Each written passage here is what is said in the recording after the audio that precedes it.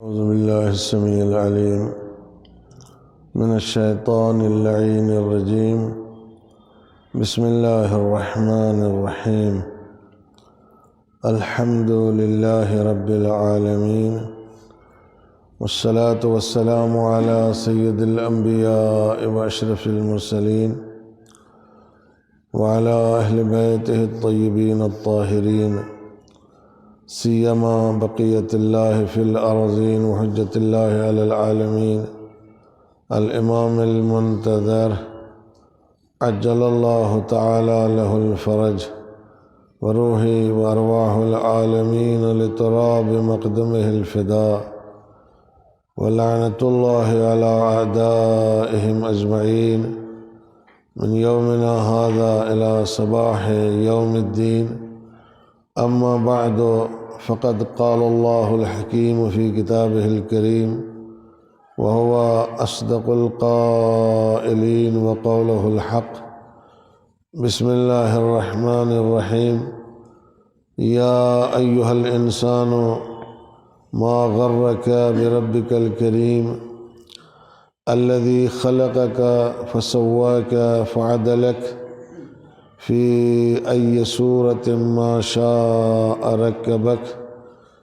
كلا بل تكذبون بالدين وإن عليكم لحافظين كراما كاتبين يعلمون ما تفعلون.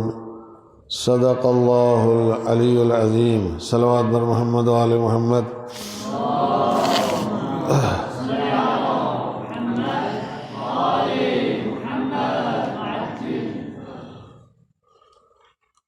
آغاز درس میں یہ بات میں جو لوگ باہر ہیں ان کی خدمت میں عرض کر دوں، یا جو مسجد میں آ کے نماز پڑھ کے واپس چلے جاتے ہیں، کہ یہ درس تفسیر جو ہے عمومی ہے، یہ سب کے لیے ہے، صرف طلاب سے مخصوص نہیں ہے۔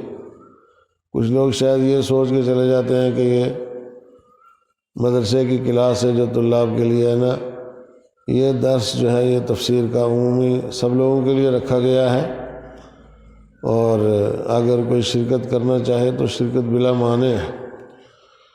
بلکہ ہم نے تو یہاں تک کہا تھا کہ اس میں عورتوں کے بیٹھنے کا بھی انتظام کیا جائے، لیکن یہ ہمارا معاشرہ جو ہے وہ نہیں چاہتا ہے کہ عورتوں کو علم حاصل ہو اور وہ کچھ جان جائیں، اس لیے ان کے لیے انتظام نہیں کیا گیا ہے۔ بہرحال یہ درس عمومی ہے، اگر لوگوں کو فرصت ہے اور آ کے بیٹھ کے سننا چاہتے ہیں تو سن سکتے ہیں۔ صلوات بر محمد و آل محمد۔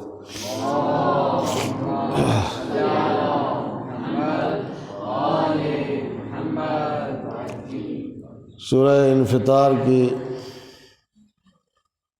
آیت نمبر جو ہے 6 سے ہم آگے بڑھ رہے ہیں۔ تو پروردگار عالم کا ارشاد ہے، یا ایھا الانسان ما غرک بربک الکریم، اے انسان کس چیز نے تجھے پروردگار متعال کے سامنے مغرور قرار دیا ہے، مغرور بنا دیا ہے؟ کون سی چیز ایسی تیرے پاس ہے جس نے تجھے غرور میں مبتلا کیا ہے اور تو پروردگار عالم کے سامنے غرور کرتا ہے، مغرور ہو جاتا ہے، اور گویا ایک طرح سے لاپرواہی سے کام لیتا ہے۔ ما غرک بربک الکریم الذی خلقک فسواک فعدلک، وہ خدا کہ جس نے تجھے پیدا کیا ہے، تیرے اعضاء و جوارح درست کیے ہیں، بنائے ہیں، اور ان کو استوار کیا ہے اعضاء و جوارح کو، اور ان میں ایک طرح کا تعادل قائم کیا ہے۔ فعدلک، اعضاء و جوارح میں ایک طرح کا تعادل قائم کیا ہے، اور اتنے خوبصورت انداز میں ان کو ان کے مناسب مقامات پر سجا کے رکھا ہے کہ اس سے زیادہ خوبصورت ڈھانچہ وجود میں آ ہی نہیں سکتا ہے جیسا کہ پروردگار عالم نے بنایا ہے۔ فعدلک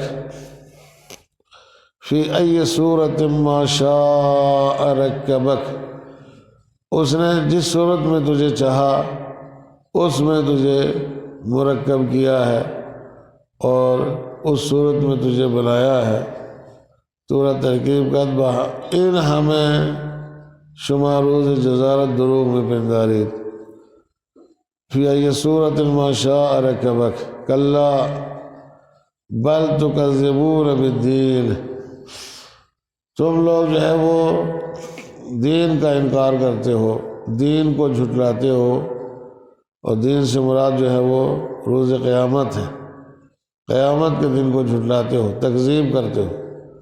وَإِنَّ عَلَيْكُمْ لَحَافِظِينَ، حالانکہ تمہارے اوپر نگہبان موجود ہیں، فرشتے موجود ہیں جن کو پروردگار عالم نے مقرر کیا ہے، اور وہ تمہارے اعمال کی نگرانی کرتے ہیں، صبح و شام تمہاری نگرانی کرتے ہیں، تمہارے اعمال کو دیکھتے ہیں۔ کرامن کاتبین، ان کو کرامن کاتبین کہا جاتا ہے، وہ فرشتے جو تمہارے اعمال کو لکھتے ہیں۔ یعلمون ما تفعلون، وہ جانتے ہیں کہ تم لوگ کیا کرتے ہو، فرشتے جو ہے وہ علم رکھتے ہیں اس بات کا کہ تم لوگ کیا کرتے ہو، کیا کیا کرتوت سر انجام دیتے ہو، کون سے تمہارے افعال ہیں، کیا کیا تمہاری کارستانیاں ہیں دنیا میں، فرشتے ان سب چیزوں کے بارے میں جانتے ہیں۔ یہ آیات کریمہ ہیں جن کے مفاہیم اور معانی کو آپ حضرات کے سامنے پیش کیا جائے گا۔ پہلا لفظ سوا کا، اس کا مطلب ہے استواری، استقامت، اور اس کے اندر ٹیڑھے پن کا اور کجی کا نہ ہونا۔ استوار کیا ہے یعنی انتہائی خوبصورت، منظم، مرتب، آیا سمجھ میں، اور تعادل کے ساتھ پروردگار عالم نے انسان کے اس بدن کو تیار کیا ہے کہ یہ بڑی آسانی سے زمین پر چلتا ہے، بڑی آسانی سے بیٹھتا ہے، بڑی آسانی سے ایکٹیویٹیز انجام دیتا ہے، اس میں اس کو کوئی دقت نہیں ہوتی ہے۔ اور حیات کو برقرار رکھنے کے لیے جس چیز کی اس کو ضرورت ہے وہ ہر چیز اس بدن کو آسانی کے ساتھ جو ہے وہ مہیا ہوتی ہے پروردگار عالم کی طرف سے، اور آسانی کے ساتھ اس کو مل رہی ہے۔ تو اس کا مطلب اس نے اس کا تسویہ کیا ہے، یعنی اس کو انتہائی اچھا بنایا ہے، برابر کیا ہے پروردگار عالم نے۔ وعدلہ کا مطلب یہ ہے کہ اس میں تعادل ہے، توازن ہے اعضاء اور جوارح کے درمیان میں۔ آیا سمجھ میں، جتنے ہاتھ ضرورت تھے لمبے اتنے ہی لمبے بنائے ہیں، پاؤں جتنے ضرورت ہے اتنے بنائے ہیں، ناک جتنی ضرورت ہے اتنی بنائی ہے، کان جتنے ضرورت ہیں اتنے بنائے، اس سے زیادہ نہیں بنائے۔ اگر ناک بہت بڑی کر دی جاتی شری گنیش کی طرح، ہاتھی کے سونڈ کی طرح، تو ظاہر سی بات ہے کہ پھر انسان نہ ہوتا، ہاتھی ہوتا، کوئی اور چیز ہوتا، سمجھ میں آیا۔ لیکن اللہ نے اعضاء و جوارح کے درمیان میں انتہائی اچھا اور بہترین اور خوبصورت تعادل قائم کیا ہے، سمجھ میں آیا۔ ظاہر ہے کہ جو پروردگار عالم فرصت کے ساتھ بیٹھ کے اتنی رضاکاری کے ساتھ اور اتنی دقت کے ساتھ انسان کے اس بدن کو بناتا رہا ہے، اس نے یوں ہی نہیں بنایا ہے اس کو، آیا سمجھ میں۔ اس کے اندر جو خوبیاں رکھی ہیں، اس کے اندر جو محاسن اس نے رکھے ہیں، اس کے اندر جو اچھی چیزیں اس نے رکھی ہیں، ان کا کوئی نہ کوئی مقصد ہے، ان کی کوئی نہ کوئی وجہ ہے۔ ایسے ہی نہیں اس نے اتنی فرصت سے انسان کو بنایا ہے اور اتنا اچھا اور خوبصورت جو ہے وہ اس کو مرتب کیا ہے اور تیار کیا ہے۔ توجہ کیا آپ نے۔ اور پھر اس کے بعد ہے اپنا عمل جو ہے، انسان کو چاہیے کہ اپنے عمل پر تکیہ کرے، خداوند متعال کے ہمیشہ اس کے کرم کے اوپر نظر نہ رکھے۔ لوگ کہتے ہیں جب ہم کوئی کام کریں یا نہ کریں، نیکی کریں یا نہ کریں، اللہ کریم ہے، اللہ معاف کر دے گا۔ خوب معلوم ہے وہ خود کریم ہے، لیکن اس نے، اس کریم نے ہی کچھ ذمہ داریاں ہمارے اوپر عائد کی ہیں۔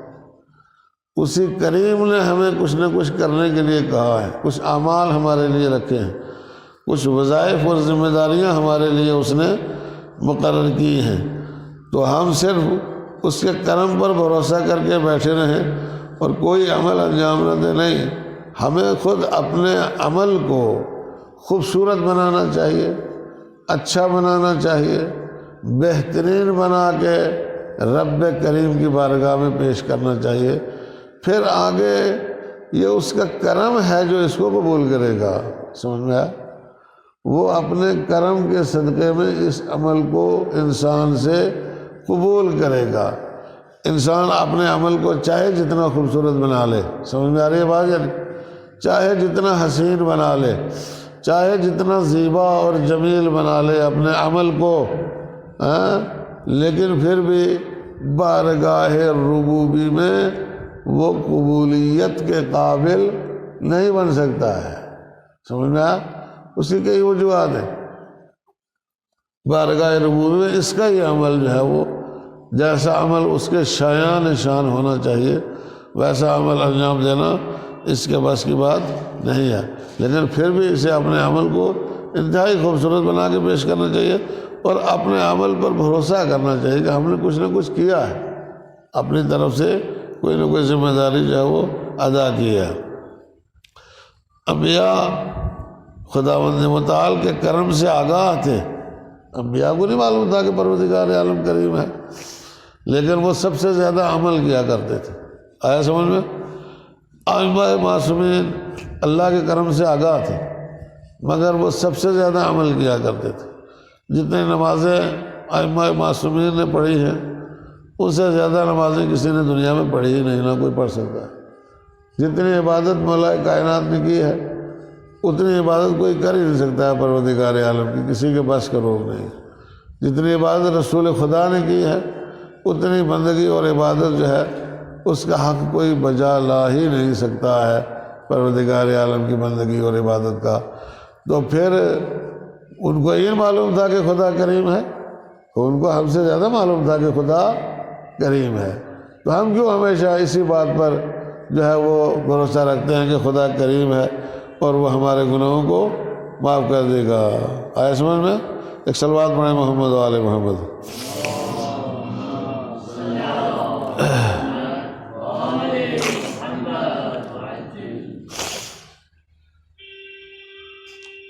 خداوند متعال کریم ہے، یہ اگلا نقطہ ہے، پروردگار عالم کریم ہے۔ فرمایا ربک الکریم، تمہارا پروردگار جو کریم ہے، فرشتگان جو اس کی طرف سے مأمور ہیں وہ بھی کریم ہیں، کرامن کاتبین، کرامن جو ہے یہ بھی کریم سے نکلا ہے، کرم سے نکلا ہے، مادہ اور ریشہ اس کا وہی ہے، کرم ہے، کرامن کاتبین جو لکھنے والے ہیں۔ ان کے اللہ کے رسول مرسلین جو اللہ کی طرف سے آئے ہیں دنیا میں وہ بھی کریم ہیں، رسول کریم، رسول کریم، یہ رسول کی صفت ہے۔ اللہ کی کتاب جو ہے وہ بھی کریم ہے، قرآن کریم بولتے ہیں آپ اسے، اللہ کی کتاب یہ بھی کریم ہے، قرآن کریم، انہ لقرآن کریم، اور اس کی طرف سے جزا جو انسان کو دی جاتی ہے وہ بھی کریمانہ ہے۔ آیا سمجھ میں؟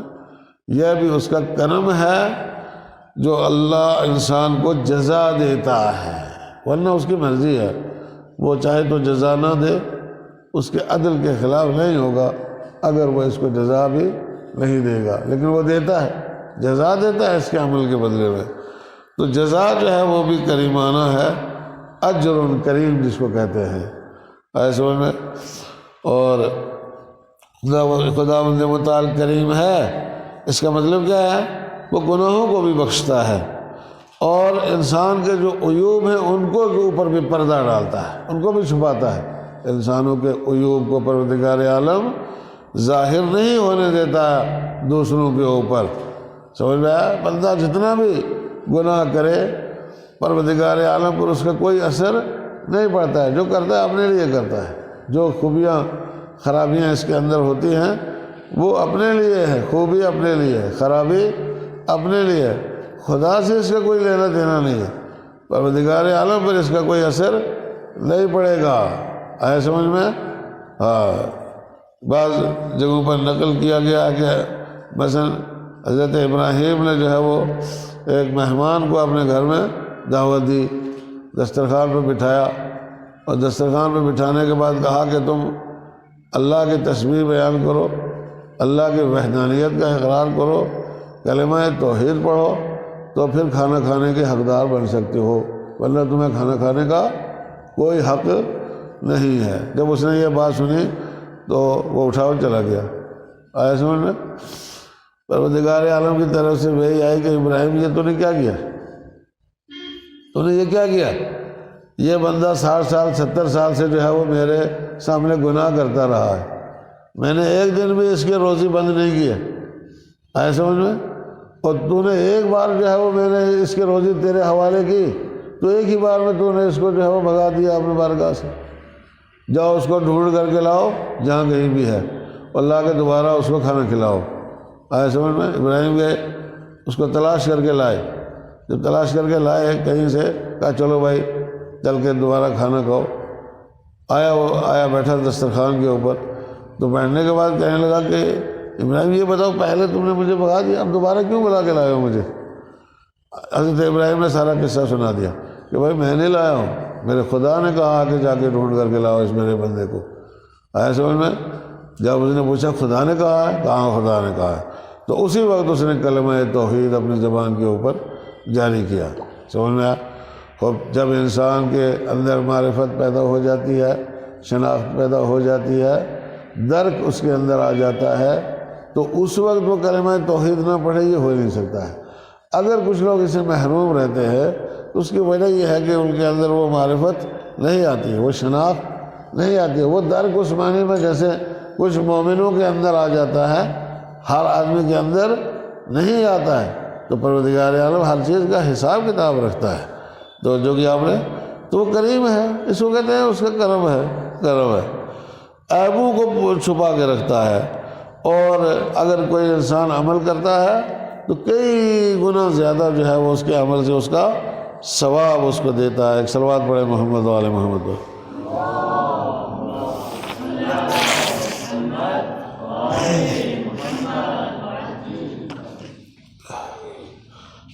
ان آیات میں کچھ پیغامات ہیں جن کو یہ کے بعد دیگر جو ہے وہ آپ کی خدمت میں عرض کر دیتے ہیں جلدی۔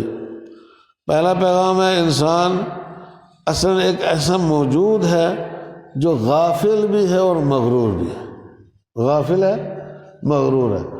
ہم نے بتایا نا کہ انسان انسانیت کے درجے سے گر کر کے حیوان کے برابر آتا ہے، اور حیوانیت کے درجے سے بھی گر جاتا ہے، حیوانوں سے بھی پستر ہو جاتا ہے۔ کیوں ہوتا ہے؟ اس سے پہلے کئی بار اس چیز پر اشارہ ہوا ہے، اولئک هم الغافلون، چونکہ یہ لوگ غافل ہیں۔ ایسا نہیں ہے کہ یہ مومن نہیں ہے، سمجھ گئے؟ مومن بھی ہے، شیعہ بھی ہے، اثنا عشری بھی ہے، عزادار بھی ہے، ماتمدار بھی ہے، توجہ کی آپ نے، بہت ساری خوبیاں اس کے اندر ہیں، لیکن اس کے باوجود یہ حیوان سے بدتر ہے۔ کیوں ہے؟ غافل ہے، بہت ساری چیزوں سے غافل ہے۔ اس کو نہ عزاداری کا مفہوم معلوم ہے، نہ شیعت کا مفہوم معلوم ہے، نہ ایمان کا اس کو پتہ ہے کہ ایمان کس چیز کو کہتے ہیں، ایمان آخر ہوتا کیا ہے۔ ان ساری چیزوں کا اس کو پتہ ہی نہیں ہے، یہ صرف سنا ہے اس نے، بس شیعت کے بارے میں بھی سنا ہے، عزاداری کے بارے میں بھی سنا ہے، ایمان کے بارے میں بھی سنا ہے، حقیقت کسی بھی چیز کی اس کو معلوم نہیں، غافل ہے۔ کیا ہے؟ غافل ہے۔ تو غفلت انسانیت کے درجے سے گرا کے حیوانیت کی منزل میں لاتی ہے، اور حیوانیت سے بھی گرا دیتی ہے، پستر کر دیتی ہے۔ یہ انسان جو ہے اگر نقصان اٹھاتا ہے تو اسی غفلت کی وجہ سے اور مغرور ہونے کی وجہ سے، اور اپنے آپ کو جو اس کے عواقب کار ہیں، کام کے جو نتائج ہیں، ان سے جو ہے وہ بے خبر رکھتا ہے۔ اس کو خبر نہیں ہے کہ میں جو بھی کام کر رہا ہوں اس کا آخر انجام کیا ہوگا، اس کی عاقبت کیا ہوگی، ایسے نے، اور اپنے آپ کو خداوند متعال کے قہر سے اور اس کے غضب سے امان میں محسوس کرتا ہے کہ اگر میں نے کوئی کام کیا تو مجھ پر تو خدا کا قہر نازل نہیں ہوگا، میں امان میں ہوں، ایسا محسوس کرتا ہے انسان۔ ایسا نے اس کو بھی کہتے ہیں غفلت۔ یہ بھی غفلت ہے کہ وہ اپنے آپ کو یہ محسوس کرے کہ نہ مجھ پر غضب الہی نازل نہیں ہوگا، مجھ پر قہر خداوندی نازل نہیں ہوگا۔ آیت کریمہ میں اسی چیز کی طرف اشارہ ہوا ہے، یا ایھا الانسان ما غرک بربک الکریم۔ یہ تجھے مغرور کس چیز نے بنایا؟ یہ تجھے کس چیز نے غافل کر دیا ہے کہ تجھے کسی چیز کی کوئی پرواہ ہی نہیں ہے، کسی چیز کے سیکھنے کے در پہ نہیں ہوتا ہے، جاننے کے در پہ نہیں ہوتا ہے، معلوم کرنے کے در پہ نہیں ہوتا ہے، تیرے اندر جو ہے وہ یہ احساس پیدا نہیں ہوتا ہے کہ تجھے کچھ سیکھنا چاہیے، تجھے کچھ پڑھنا چاہیے، تجھے کچھ معلوم کرنا چاہیے، تجھے کچھ آگاہی اور بصیرت حاصل کرنا چاہیے، علم حاصل کرنا چاہیے۔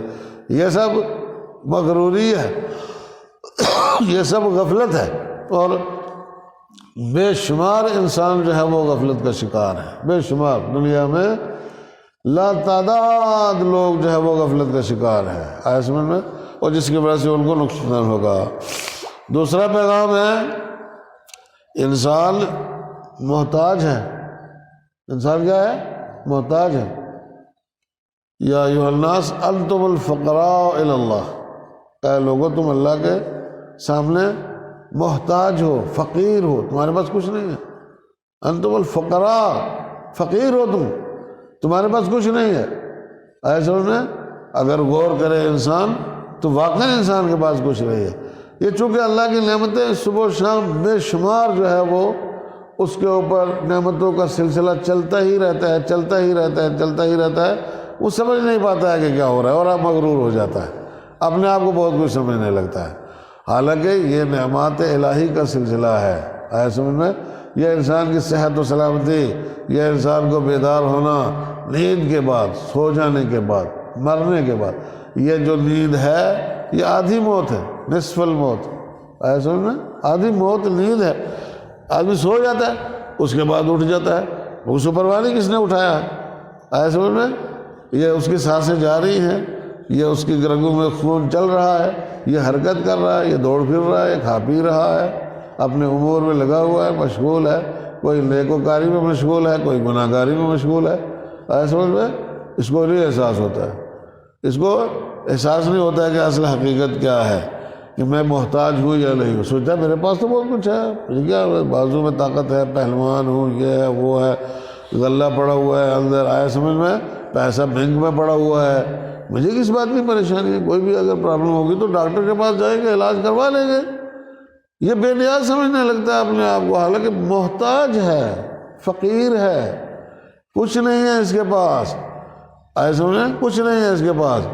شداد نے جو جنت بنائی تھی وہ اس کے کام آئی، اسے بنا کے تیار کی، اور جیسے ہی اس میں قدم رکھنے لگا دروازے تک پہنچا ہی تھا کہ وہیں سے جنت سمیت زمین میں دھس گیا، اور قیامت تک جاتا ہی رہے گا، دھستا ہی رہے گا۔ ابھی وہ اپنے آخری نتیجے تک نہیں پہنچا، آخری منزل تک، سمجھ میں آیا؟ تو کیا تھا، کام آئی اس کے؟ نہیں کام آئی۔ ان چیزوں کو انسان نہیں سمجھتا ہے۔ حقیقت یہ ہے کہ انسان کے پاس کچھ نہیں ہے، اگر دیکھا جائے تو اس کے پاس کچھ بھی نہیں ہے، اس کے دست و بازو اپنے نہیں ہیں، یہ اعضاء و جوارح ہے اس کے اپنے نہیں ہے، یہ کسی اور کے اختیار میں ہے، یہ کسی اور کے کنٹرول میں ہے، یہ نہیں چلا سکتا ہے ان کو، سمجھ میں آیا؟ یہ نہیں چلا سکتا۔ اب اگر کہیں مفلوج ہو جاتا ہے ہاتھ کسی کا، خدا نہ خواستہ، تو وہ ٹھیک کر لے، نہیں کر سکتا ہے ٹھیک جب تک خدا نہ چاہے۔ کیا ہوا؟ یہ اس کے ہاتھ میں ہے نا، اس کا مطلب ہے کہیں سے اگر کوئی بھی جسم کا کوئی حصہ مفلوج ہو جائے، بیکار ہو جائے، کام کرنا بند کر دے، تو یہ ٹھیک نہیں کر سکتا، اس کو کر لے ٹھیک نہیں کر سکتا ہے، معلوم ہے ٹھیک نہیں کر سکتا ہے۔ پھر بھی اگر ٹھیک ہوگا تو ان اسباب کے ذریعے سے ٹھیک ہوگا جو اللہ کے پیدا کیے ہوئے ہیں۔ اگر کوئی ٹھیک ہوتا ہے، شفا پا جاتا ہے، تو وہ اسباب جن کے ذریعے سے یہ ٹھیک ہوتا ہے وہ کس کے پیدا کرتا ہے؟ وہ بھی اللہ کے پیدا کرتا ہے۔ تو اگر حقیقت میں انسان غور کرے اپنے آپ پر تو بابا اس کے پاس کچھ نہیں ہے ہی کچھ نہیں، یہ اصل محتاج ہے، آیا سمجھ میں؟ نادار ہے، کچھ نہیں ہے، تو پھر مغرور کیوں ہوتا ہے؟ سوال یہ ہے کہ پھر یہ مغرور کیوں ہوتا ہے، اتنا زیادہ اکڑتا کیوں ہے، اپنے آپ کو بہت کچھ کیوں سمجھنے لگتا ہے؟ اسی چیز کی طرف اشارہ، یا ایھا الانسان ما غرک، اے انسان کس چیز نے تجھے مغرور کیا؟ بھائی تیرے پاس ہے کیا؟ کوئی قدرت، کوئی طاقت تیرے پاس ہے؟ کچھ بھی تیرے پاس نہیں ہے، کچھ بھی نہیں ہے تیرے پاس، تو مغرور کیوں ہے؟ اور تیسرا پیغام ہے صلوات پڑھیں محمد و آل محمد پر۔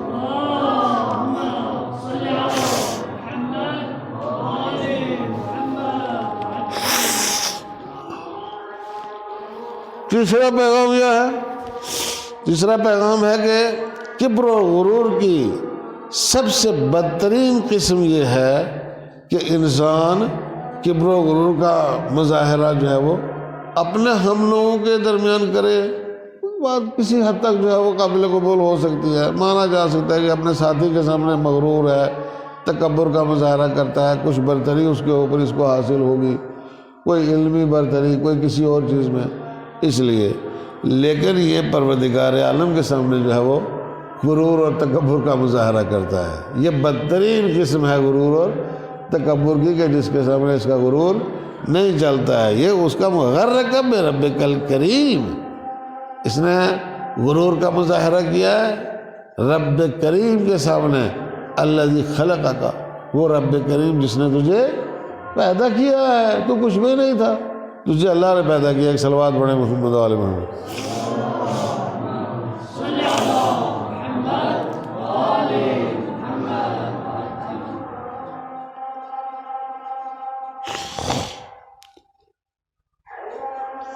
محمد و آل محمد۔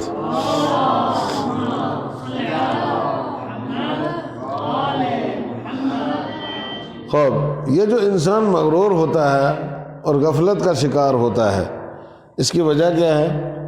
اس کی وجہ یہ ہے کہ پروردگار عالم کے لطف و کرم سے وہ ناجائز فائدہ اٹھاتا ہے۔ وہ دیکھتا ہے اللہ کا لطف جو ہے وہ جاری ہے، اس کے کرم کا سلسلہ جاری ہے، وہ پردہ پوشی کرتا ہے، غفلت کا شکار ہو جاتا ہے۔ آئے سمجھ میں؟ کیوں ہوتا ہے؟ اس وجہ سے کہ لطف و کرم ہے پروردگار عالم کا۔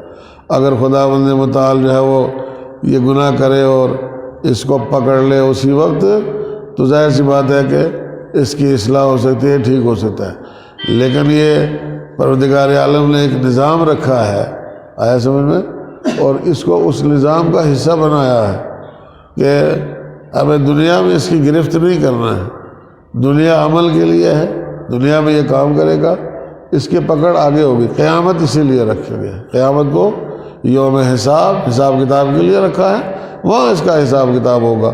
یہاں جو مرضی کرو، آیا سمجھ میں، نیک کام کرو گے تو ذخیرہ ہو جائے گا، برا کام کرو گے تو وہ بھی ذخیرہ ہو جائے گا، جو کرو گے وہ آگے سپلائی ہوگا، آگے ذخیرہ ہو جائے گا، محفوظ ہو جائے گا، اور جب اس دنیا سے جاؤ گے تو وہ سب کچھ تمہارے سامنے کھول کر کے رکھ دیا جائے گا، اور ارشاد ہوگا اقرا کتابک کفی بنفسک الیوم علیک حسیبا، تم اپنی اس کتاب کو پڑھو، آج یہ تمہارے خلاف تمہارا حساب کرنے کے لیے کافی ہے۔ یہ کتاب تمہاری، یہ تمہارا نامہ عمل جو ہے وہ تمہارے خلاف حساب کرے گا۔ تو غرور اور غفلت جو ہے اس کی وجہ یہ ہے کہ یہ لطف و کرم اور پروردگار عالم کی طرف سے جو اس کی پردہ پوشی ہوتی ہے اس سے ناجائز فائدہ اٹھا رہا ہے۔ سمجھ میں آیا؟ ما غرک بربک الکریم، تجھے کس چیز نے مغرور کیا ہے؟ اپنے کریم پروردگار کے سامنے۔ اور اگلا پیغام ہے خدا کا لطف و کرم جو ہے صرف مومنین پر نہیں ہے، اہل ایمان کے لیے مخصوص نہیں ہے۔ لطف و کرم عمومی ہے، وہ رحمان بھی ہے اور رحیم بھی ہے، سب پر رحم کرتا ہے، اور کچھ خاص لوگوں کے اوپر بھی رحم کرتا ہے۔ سارے اس کے بندے ہیں، وہ سب کے ساتھ دنیا میں برابر سے حساب کرتا ہے، سب کی روزی اس نے دنیا میں رکھی ہے، اور کسی کی روزی کسی کے عمل کی وجہ سے نہیں چھینتا ہے، زیادہ کر دیتا ہے، رزق میں اضافہ کرتا ہے۔ اگر انسان نیک کام کرے، کچھ ایسے کام کرے جن سے اس کے رزق میں اضافہ ہوتا ہے تو رزق میں اضافہ ہو جائے گا، لیکن اگر برائیاں کرتا ہے تو روزی چھینتا نہیں ہے، وہ بھوکا نہیں مارتا ہے، اس کو روزی برابر دیتا رہتا ہے، چاہے جو بھی ہو۔ سمجھ میں آیا؟ اس کا لطف جو ہے وہ تمام انسانوں کے لیے ہے، تمام مخلوقات کے لیے، تمام انسانوں کے لیے نہیں بلکہ تمام مخلوقات کے لیے ہے۔ پروردگار عالم کا لطف و کرم جو ہے وہ عام ہے اس کا سلسلہ، اسی لیے فرمایا یا ایھا الانسان، نہیں کہا اے وہ کہ جو ایمان لائے ہو، یا ایھا الذین آمنوا نہیں کہا، یا ایھا الانسان کہا ہے، اور پھر صاحب نے کہا بربک الکریم، یہ ان چیزوں کی طرف اشارہ ہے، انسان کو مخاطب کرا دیا ہے اور اپنی صفت کرم بتائی ہے کہ میری صفت کرم ہے، سب کے لیے یکساں ہے۔ اور اگلا پیغام ہے یہ جو انسان کا غرور ہے، میں نے پہلے عرض کر دیا ہے، اس پیغام کو میں نے پہلے بتا دیا ہے کہ غرور کی وجہ جو ہے وہ غفلت ہے خداوند عالم کی نعمتوں سے اور پروردگار عالم کی عظمت سے۔ انسان کی غفلت جو ہے یہ اس کے غرور کی وجہ ہے، سمجھے، غافل ہے، یہ نہیں جانتا کہ اللہ نے کتنی نعمتیں اس کو دی ہیں، اور یہ پروردگار عالم کی عظمت کو درک نہیں کرتا ہے کہ میں کس کے سامنے مغرور کر رہا ہوں، مغروری کا مظاہرہ کر رہا ہوں، غرور کا مظاہرہ کر رہا ہوں، عظمت پروردگار عالم کو درک نہیں کرتا ہے۔ اگر جتنا یہ ائمہ معصومین علیہ السلام میں اور عام لوگوں میں فرق یہی ہے کہ وہ اپنی معرفت کی بنا پر عظمت پروردگار کو درک کرتے تھے، جتنا عظمت پروردگار کو درک کرتے تھے اتنا ہی زیادہ خضوع و خشوع ہوتا تھا، اتنا ہی زیادہ تواضع ہوتا تھا، اتنا ہی زیادہ وہ پروردگار عالم کی عبادت میں منہمک ہوتے تھے، اور عبادت میں اسی قدر خلوص جس قدر درک عظمت پروردگار کو سمجھتے تھے، اتنا ہی زیادہ جو ہے عبادت میں خلوص۔ ظاہر سی بات ہے جو جتنا عظمت پروردگار کو درک کرے گا اسی حساب سے اس کی عبادت میں جو ہے خضوع ہوگا، اس کی عبادت میں خشوع ہوگا، اور وہ غفلت سے باہر آئے گا۔ اگر کبھی نماز میں آدمی یہ دیکھتا ہے کہ توجہ نہیں ہو رہی ہے، اس کا مطلب کیا ہے؟ اس کا مطلب یہ ہے کہ یہ سمجھتا نہیں کس کے سامنے کھڑا ہے، ایسے میں اس کو اندازہ نہیں کھڑا کہاں ہے، سمجھ میں آیا؟ ایسے ہی آگے کھڑا ہو گیا ہے، انہیں معلوم کہاں کھڑا ہے؟ امام زین العابدین علیہ السلام اور دیگر ائمہ علیہ السلام جو ہے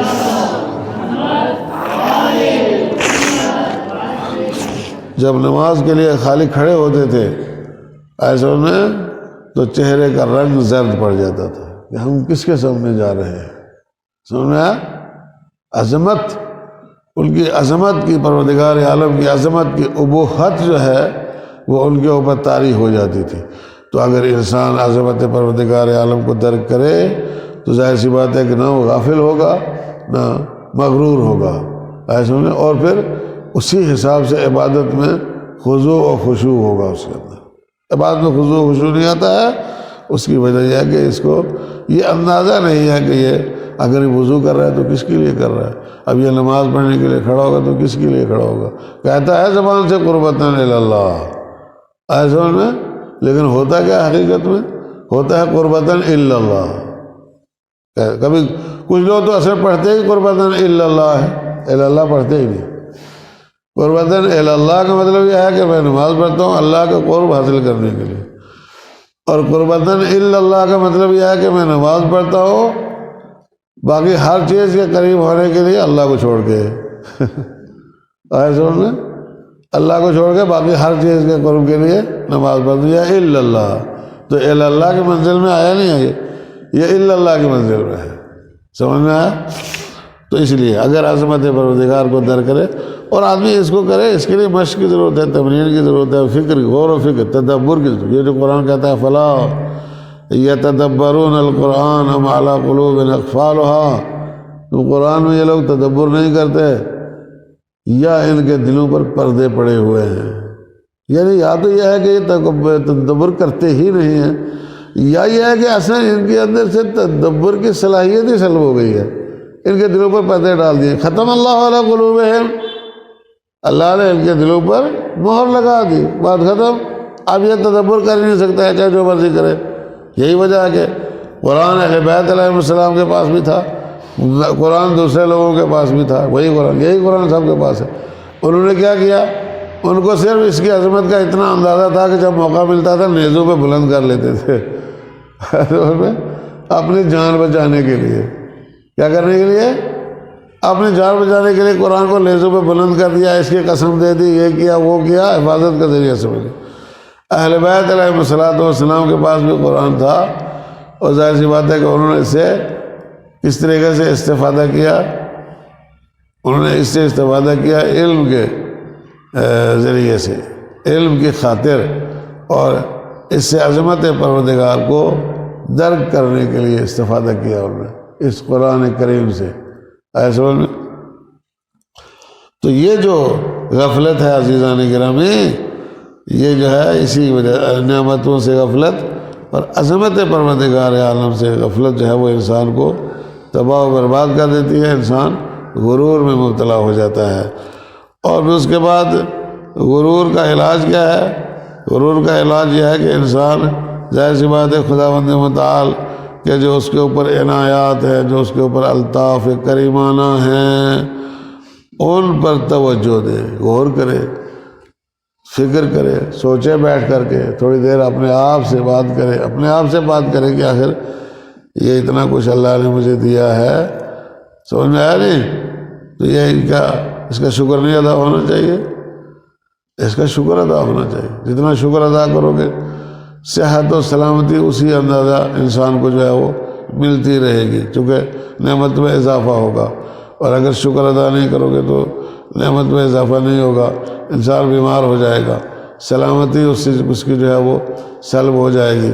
لہذا پہلے تو اس کی قدر کرو، جو نعمت بدن میں اللہ نے انسان کو دی ہیں، اس سے زیادہ کیا چاہیے تجھے بھائی؟ اس کو سنبھالو، اس کو صحیح رکھو، ایسا میں اس کے اوپر غور و فکر کرو، تدبر کرو، اور اندازہ لگاؤ کہ وہ خدا کتنا کریم ہے، کتنا کریم ہے کہ اس نے آخر اپنی مرضی سے یہ سب کچھ سیٹ کیا ہے نا، سب کچھ اپنی مرضی سے سیٹ کیا ہے۔ تجھے معلوم تھا کہاں سیٹ کرنا ہے، ناک کو کہاں رکھنا ہے، آنکھوں کو کہاں رکھنا ہے، سر کدھر ہوگا، پیر کدھر ہوگا، تجھے پتا تھا پیٹ کہاں ہوگا؟ ہاں، تجھے نہیں معلوم تھا نا؟ یہ اس نے کیا ہے نا اپنی مرضی سے، تو کتنا بڑا کرم ہے، کتنا بڑا لطف ہے اس کا، اس سے بڑھ کے اور کیا چاہیے انسان کو، ایسا میں۔ تو جب ان میں غور کرو گے، الطاف الہیہ میں، عنایات الہیہ میں، اللہ کی نعمتوں میں انسان بیٹھ کے غور کرے گا تھوڑی دیر، تو عزیزان گرامی اس کی عظمت کا اس کو اندازہ ہو جائے گا، اور اس کے غرور کا علاج ہو جائے گا کہ بھائی میں تو کچھ بھی نہیں، سب وہ ہے جو کچھ ہے، ایسا میں۔ تو پھر یہ نہ اس کے سامنے غرور کرے گا، نہ اپنے ہم لوگوں کے سامنے غرور کرے گا، دوسرے انسان کے سامنے غرور کر کے بھی کیا فائدہ ہوگا، اس سے کیا حاصل ہوگا، اس سے یہ بیماری جو ہے اس کی ختم ہو جائے گی انشاءاللہ، غرور والی۔ اور خداوند عالم نے جو پیدا کیا ہے تو یہ اس بات کی علامت ہے کہ وہ قادر ہے، اتنا کچھ پیدا کیا اس نے، یہ قدرت کی نشانی ہے یا نہیں؟ اور یہ خلقہ کا ہے، تو یہ اس کی طرف سے خلقت جو ہے یہ قدرت کی نشانی ہے، اور پھر اس کو بہترین بنایا ہے، تسویہ کیا ہے، سوا کا تجھے برابر بنایا ہے، ہر چیز مناسب تیرے اندر رکھی ہے، ایسے میں تناسب برقرار رکھا ہے ہر چیز کا، یہ حکمت کی نشانی ہے، اللہ حکیم ہے، اس کے اندر حکمت ہے۔ اور پھر اعتدال جو ہے، ان چیزوں میں اعتدال رکھا ہے کہ یہ اس لیے رکھا ہے کہ پروردگار عالم کو پتہ ہے کہ انسان کو کس کس چیز کی ضرورت پڑے گی، سمجھ رہا ہے؟ کس کس چیز کی ضرورت پڑے گی، یہ اس کے علم کی نشانی ہے۔ اور انسان کی خلقت اور اس کے اندر ہم آہنگی اور اس کے اعضاء اور جوارح کے درمیان تعادل جو ہے، یہ پروردگار عالم کے کرم کا ایک جلوہ ہے، سمجھا؟ اس کا کرم ہے، اس کی عنایات ہیں، اور یہ اس کی تجلی ہے کہ اتنا خوبصورت ڈھانچہ تیار کر کے تمہارے حوالے کر دیا، ہمیں دے دی، جاؤ مزے کرو، جو مرضی کرو، ایسے انہیں حساب لے لوں گا آگے، وہ حساب کیوں لیتا ہے؟ اس کو ضرورت نہیں ہے حساب لینے کی، حساب خود انسان کا اپنا تقاضا ہے کہ اس کا حساب ہو، حساب خود انسان کی اپنی فطرت ہے کہ اس کا حساب ہو، حساب خود انسان کے ضمیر کی عدالت کہتی ہے کہ اس کا حساب ہو۔ اللہ نہیں حساب کرتا ہے، وہ کس لیے حساب کرے گا؟ کوئی فرق نہیں پڑتا ہے وہ حساب کرے نہ کرے، کوئی روز قیامت برپا کرے نہ کرے، کوئی فرق نہیں پڑتا، یہ انسانوں کے لیے ہے، یہ روز قیامت جو ہے کس کے لیے ہے؟ انسانوں کے لیے رکھا ہے اس نے کہ انسانوں کا ضمیر اس بات کا تقاضا کرتا ہے، انسانوں کی فطرت اس بات کا تقاضا کرتی ہے، مظلوم کی فریاد اور پکار جو ہے وہ اس بات کا تقاضا کرتی ہے کہ ظالم کا حساب کیا جائے۔ سمجھ میں آیا؟ انسانوں کے تقاضے کے لیے قیامت کو رکھا گیا ہے، وہاں پر انسانوں کو انصاف ملے گا، انسانوں کو انصاف ملے گا، ظالم کو سزا ملے گی ایسا میں، اور مظلوم کو انصاف ملے گا۔ الکریم الذی خلقک فسواک وعدلک، یہ جو انسانوں کی شکلیں مختلف ہیں، قیافے مختلف ہیں، ایسا میں یہ پروردگار عالم کی حکمت کا تقاضا ہے کہ اس نے شکلیں مختلف رکھی ہیں ایسے تاکہ تم ایک دوسرے کو پہچانو۔ اس کی بھی وجہ یہ ہے کہ تم ایک دوسرے کو پہچان رکھو، ایک دوسرے میں خلط ملط نہ کرو کہ یہ کون ہے وہ کون ہے ایسے میں، اس لیے اس نے شکلیں جو ہے وہ مختلف رکھی ہیں، تمہاری آسانی کے لیے ہیں۔ اور انسان اگر اپنے غرور کو توڑنا چاہتا ہے تو ہمیشہ اسے چاہیے کہ پروردگار عالم کی نعمتوں کو یاد کرتا رہے۔ فذکر فإن ذکریٰ تنفع المؤمنین، یاد کرتے رہو، یاد دلاتے رہو، اس لیے کہ یاد دہانی جو ہے وہ مومنوں کو فائدہ پہنچاتی ہے۔ تو نعمتوں کو جتنا یاد رکھو گے اتنا ہی جو ہے وہ تمہارا غرور ٹوٹتا رہے گا اور تمہارے اندر تواضع اور انکساری میں اضافہ ہوتا رہے گا، بندگی آئے گی، شیطنت دور ہوگی، بندگی آئے گی ایسے میں، اللہ کی بندگی آئے گی اور شیطنت جو ہے وہ اس کے اندر سے دور ہوگی۔ تو شیطنت کو نکالنے کے لیے نعمتوں کو یاد کرو۔ خلقک سواک عدلک رکبک، اور وہ خدا جس نے دنیا میں تجھے پیدا کیا ہے وہ آخرت میں بھی تجھے خلق کر سکتا ہے، تو پھر جھٹلاتے کیوں؟ دنیا میں پیدا کیا، کل بھی اس بات کا اشارہ ہوا کہ دنیا میں اس نے بنایا ہے، پیدا کیا ہے، وجود دیا ہے، سب کچھ دیا ہے، سب کچھ ختم ہونے کے بعد آخرت میں دوبارہ تمہیں پیدا نہیں کر سکتا، وہ دوبارہ پیدا کر سکتا ہے نا، کوئی مشکل ہے اس کے لیے؟ کوئی مشکل، جب یہاں پیدا کرنا مشکل نہیں تھا تو وہاں پیدا کرنا کوئی مشکل نہیں ہے۔ تو پھر جھٹلانے کیا مطلب؟ بل تکذبون بالدین، قیامت کو جھٹلاتے ہو، کیوں جھٹلاتے ہو قیامت کو؟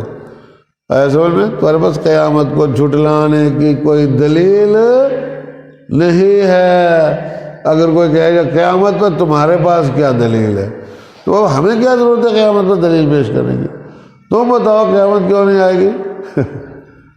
قیامت کیوں نہیں آئے گی؟ کیا وجہ ہے اس کی؟ کیا پریشانی ہے؟ پرابلم کیا ہے؟ معنی کیا ہے قیامت میں؟ رکاوٹ کیسی ہے؟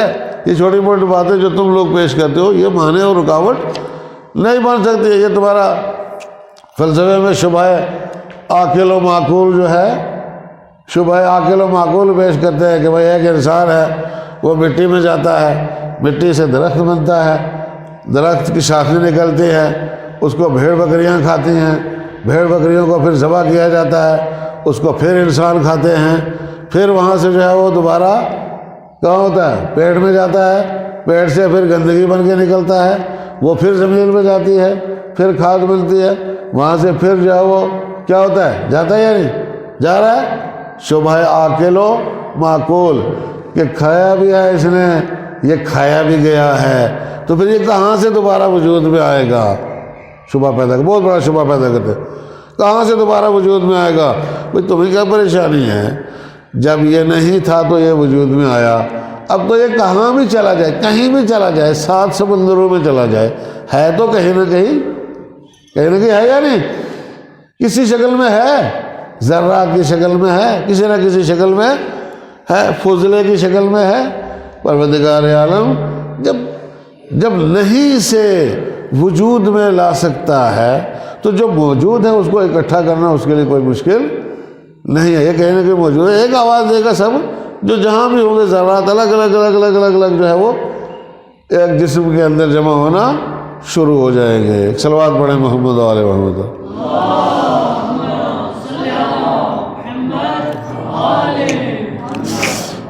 اگر کوئی آخرت کا انکار کرتا ہے تو اس کی وجہ یہی ہے کہ وہ دنیا میں مغرور ہو جاتا ہے، مغرور ہو گیا ہے، بڑا علم حاصل کر لیا، اس نے فلسفہ سیکھ لیا، آیا سمجھ میں؟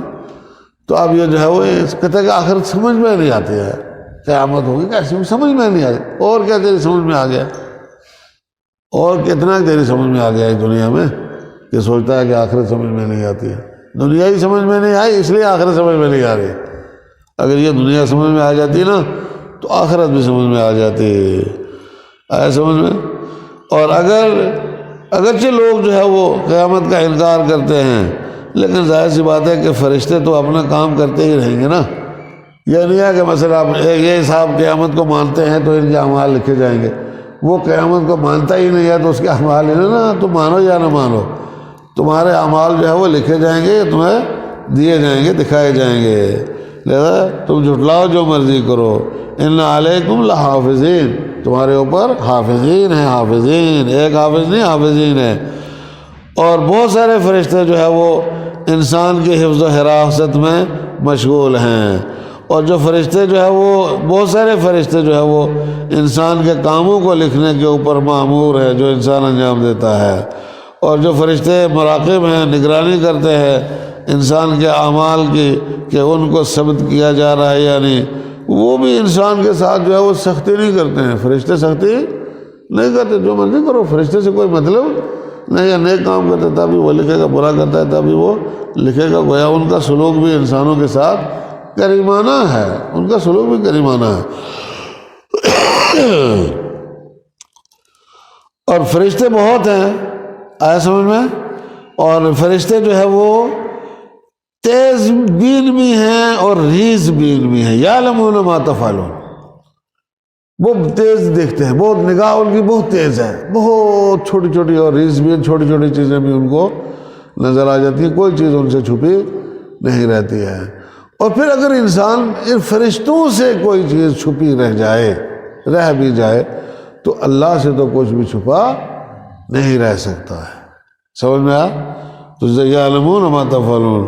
اور پھر اگر انسان ثبت اعمال پر متوجہ رہے گا کہ فرشتوں کے ذریعے سے جو معصوم ہیں، معصوم ہیں فرشتے، معصوم ہیں، سمجھ میں آیا؟ ان کے ذریعے سے انسان کے اعمال لکھے جا رہے ہیں تو اس سے اس کے اندر حیا پیدا ہوگی اور تقوی پیدا ہوگا اور پرہیزگاری پیدا ہوگی، ایسا سمجھیں کہ وہ محسوس کرے گا کہ اللہ نے میرے اوپر جو ہے وہ 2 معصوم فرشتوں کو مقرر کیا ہے، ان کے محضر میں مجھے شرم کرنا چاہیے۔ وہ دیکھتے ہیں تو شرم کرو، ان کے محضر میں گناہ کرتے ہو، حیا پیدا ہوگی۔ اگر یہ جان لے، یہ احساس اس کو رہے کہ بھائی فرشتے ہیں لکھنے والے جو معصوم ہیں، تو پھر وہ اس کو یاد رکھنا چاہیے، ہر جگہ فرشتوں کو یاد رکھنا چاہیے کہ وہ کہیں پر بھی تمہارے اعمال لکھنے کے لیے پہنچ جاتے ہیں اور کچھ بھی نہیں چھوڑتے ہیں۔ تو پھر یہ انسان اگر شریف انسان ہے، ایسے میں خوددار ہے، باغیرت انسان ہے، تو اسے شرم محسوس کرنا چاہیے فرشتوں کے سامنے گناہ کرنے سے۔ وآخر دعوانا الحمد للہ رب العالمین۔ ربنا آتنا فی الدنیا حسنۃ وفی الآخرۃ حسنۃ وقنا عذاب النار۔ اللهم انا نرغب الیک فی دولۃ کریمہ تعز بها الاسلام واہلہ وتذل بها النفاق واہلہ وتجعلنا فيها من الدعاة إلى طاعتك والقادة إلى سبيلك وترزقنا بها كرامة الدنيا والآخرة۔ اللهم ما عرفتنا من الحق فحملناه وما قصرنا عنه فبلغناه برحمتك يا أرحم الراحمين۔ ربنا تقبل منا إنك أنت السميع العليم بحق الزهراء وأبيها وبعلها وبنيها والسر المستودع فيها۔ سبحان ربك رب العزة عما يصفون وسلام على المرسلين والحمد لله رب العالمين۔ والسلام علیکم ورحمۃ اللہ وبرکاتہ۔